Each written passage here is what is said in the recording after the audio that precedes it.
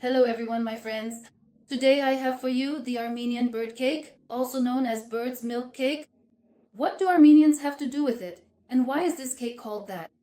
And what makes this pastry or cake, call it whatever you like, different from the classic medovik? We'll go into detail about that as we go along. By the way, as always, everything is easy and simple.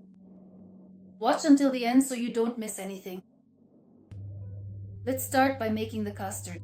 Since it still needs to cool, in a separate bowl, mix 3 egg yolks.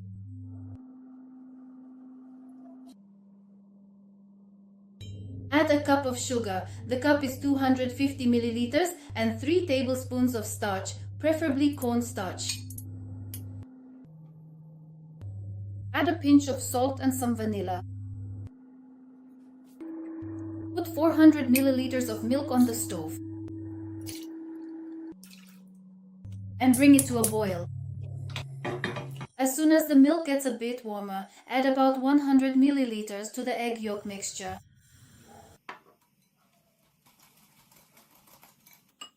Make this mixture thin enough so that you can later pour it into the boiling milk in a thin stream. I'll show you how right now.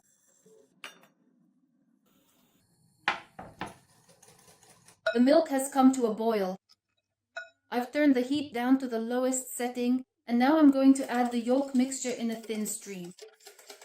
Don't forget to stir constantly. In general, after adding the yolk mixture, keep stirring constantly until it's fully cooked. After adding the yolk mixture, increase the heat a little, just relatively higher. But it still should be moderate. When the mixture comes to a boil, that means it's ready. Turn off the heat.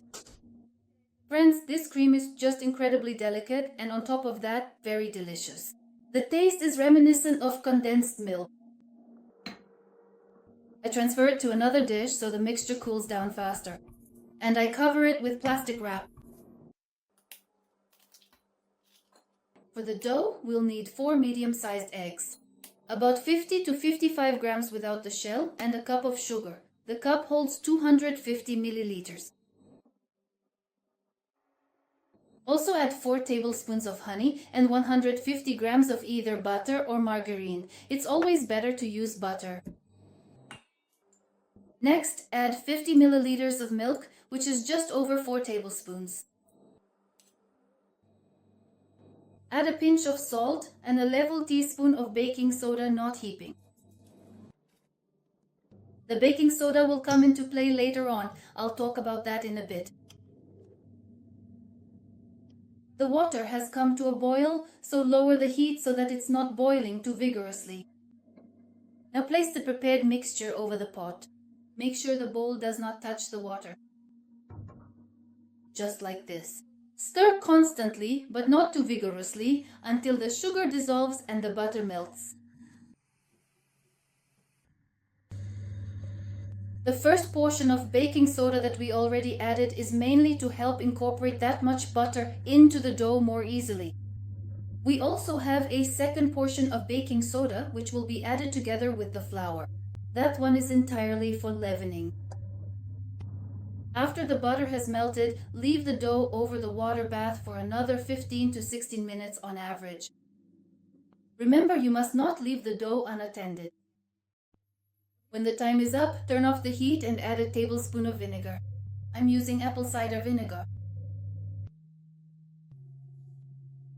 For now, set this part aside to cool. The foam has settled a bit. Take a look. See what color the dough has turned out. The condensed milk shouldn't be too light in color. It's not just about aesthetics, but also about flavor. Because the darker the dough turns out, the richer and deeper the flavor will be. Our mixture has already cooled down. Gradually add the flour. Add half a teaspoon of baking soda with the first portion as well.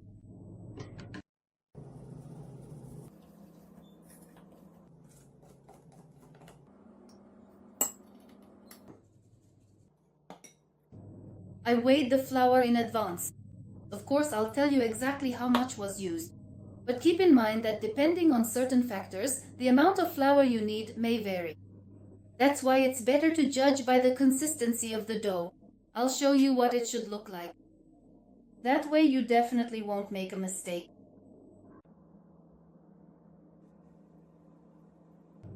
The dough weighs 1,120 grams. Divide it into either 6 or 7 parts. If you want, you can divide it into 5 as well. The thinner the layers, the better, and the more beautiful it will look in the end. I'll get one more cake layer out of the trimmings. And now let's take this opportunity to make our cream. For this, we need our custard and 270 grams of butter. All the ingredients should be at room temperature. This is very important. Making the cream is as easy as can be. Beat the butter for about 2 to 3 minutes until it becomes a nice creamy consistency. Then gradually add the custard. For now, I'll put the cream in the fridge and we'll continue. Roll out the dough into a thin sheet 30 by 40 centimeters. Many people wonder why this cake is called bird's milk or Armenian bird. But what do Armenians have to do with it anyway? After all, this is a honey cake. Yes, friends, this is a honey cake, but we've made our own changes based on this cake. For example, we add a little milk to the dough. And believe me, try it and you'll see for yourself that it really affects both the consistency of the dough and the tenderness of the dough is perceived a bit differently, and it also affects the taste. We also changed the cream, meaning instead of the classic sour cream filling, here we use a buttercream with custard. And of course, it's served with a glaze.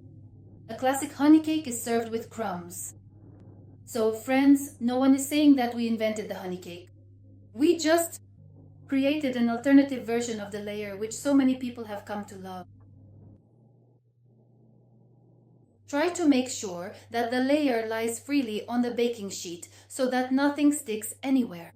That way your layer will turn out even. And why exactly petichi moloko and later just ptichka?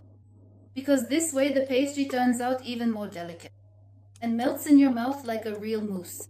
That's why it became associated with mousse cake, with tichi moloko.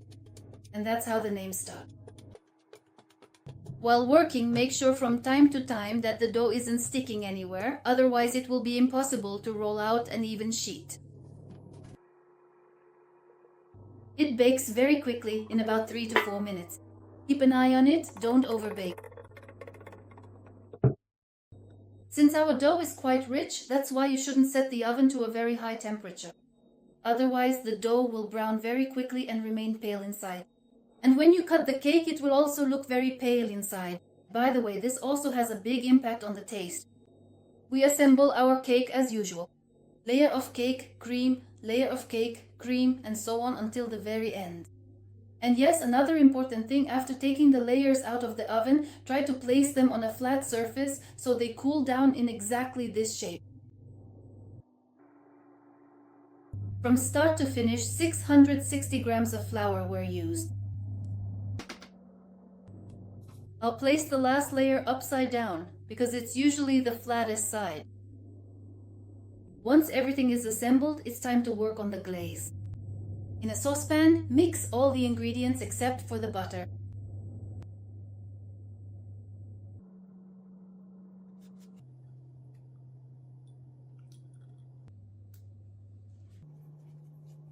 Start cooking all of this over low heat, very low. From time to time, lift the pot to slightly lower the temperature so the mixture doesn't overheat. This is very important.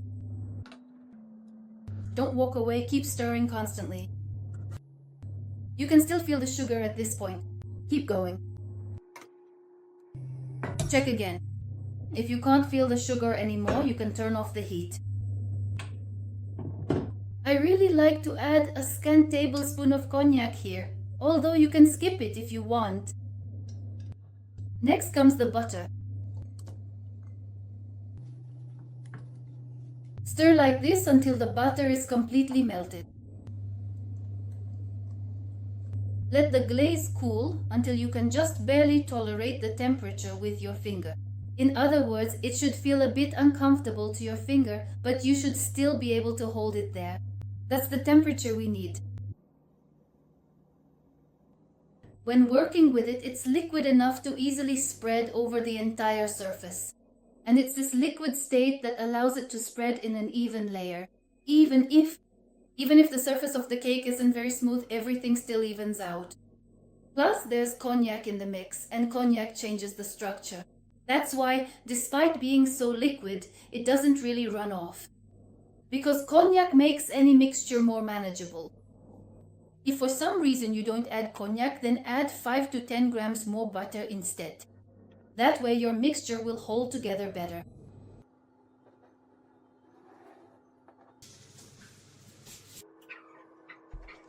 As for the glaze, it's best not to leave any pastry with glaze exposed for too long, because evaporation happens quickly and your glaze can lose its shine relatively fast. If you store it in a closed container, the glaze, if it's made correctly, and that's an important point, will stay shiny much longer. For a good result, you need a proper good recipe and the right cooking method. That's also quite important.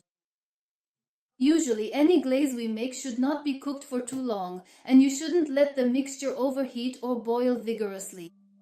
That's why from time to time I always lift the saucepan off the heat, lower the temperature a bit, and only then return it to the stove. This is very important. Usually cocoa doesn't like very high temperatures or prolonged heat treatment. We usually try to achieve the dissolution of the sugar, and that's it, just like in this case. Be sure to watch so you don't overcook it. The longevity, shine, and quality of your glaze depend greatly on this. I guess words are unnecessary here. It's obvious how soft our pastry is. And delicate, extremely delicate. I just can't find the words. And as for the taste, try it and see for yourself. It's really delicious.